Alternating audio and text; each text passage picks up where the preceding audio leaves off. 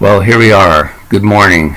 Welcome to Prog Monster. My name is Murph. I am the host of this show dedicated to progressive rock, hard rock, heavy metal, and other forms of rock music. So, we're doing our series again, My Strange Fascinations. I don't think it's going to be hard to figure out who I'm doing. Yes, it's these guys. Iron Maiden brought out a couple albums for props. One of the best, if not the best, heavy metal band of all time.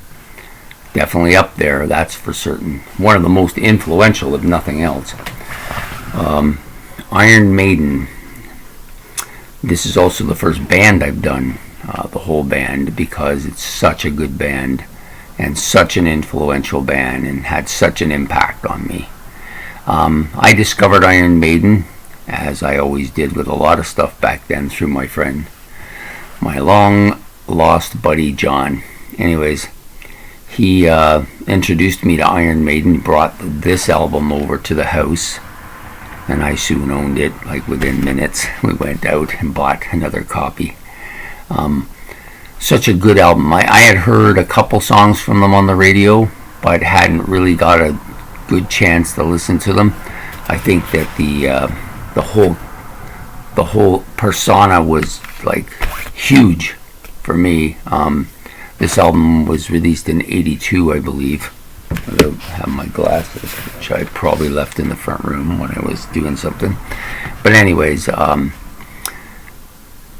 we got into, I was starting to move towards heavy metal at this point in time, because a lot of the bands that I liked were more progressive hard rock bands, and a lot of them had changed their image to become more poppy. Well, that wasn't happening with the heavy metal bands.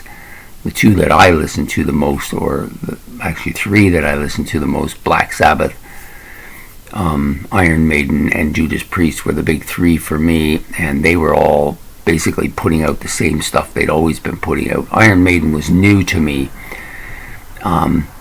They launched me into that kind of fast-paced metal that you didn't get with Judas Priest and Black Sabbath, who were more straightforward, grinding metal type bands. Although Black Sabbath and Judas Priest both sped it up a little bit. But Iron Maiden to me was the leader of those new wave of heavy metal that came out of Britain at the time. And they began to push me towards heavy metal. And I was going to heavy metal concerts. I saw Metallica with Dio as a headliner. I saw Black Sabbath at the time. I saw Ozzy Osbourne, all that stuff. I was seeing it all at the time, and that was the direction I was going with my music. And Iron Maiden, for me, was the influence for that. They're the band that pushed me that way. As soon as they came on the scene and the Number of the Beast came out, I became a big Maiden fan. Probably only Black Sabbath was bigger, but I, at that point in time, still didn't consider Black Sabbath a heavy metal band. I considered them to be a bit of a blues rock band with some heavy overtones. Obviously, I mistaken that, but at any rate, so Iron Maiden was the band I followed. I had the posters all over the wall. They kind of replaced my Kiss posters, really. By that time, Kiss was long gone in my eyes. And here I was with this Iron Maiden stuff. So, yeah, that was the image I copulated. Grew my hair really long, down past my hair, shoulders, and my bangs were down to here. Don't have those problems to contend with anymore. Yeah, I just really like the deep darkness of their music. And they just put out some really fantastic guitar stuff, some really great heavy music. Later I got into albums like Power Slave and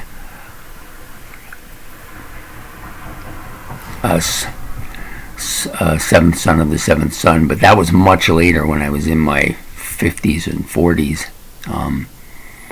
But for the beginning, Iron Maiden's Number of the Beast turned me on, and the Killers album, which I didn't get, but I had it on tape, so I played that a lot too. as well as, what was the other album? There was 3 of them. Number of the Beast, Killers, I can't remember the 4th one. I was going to say Peace of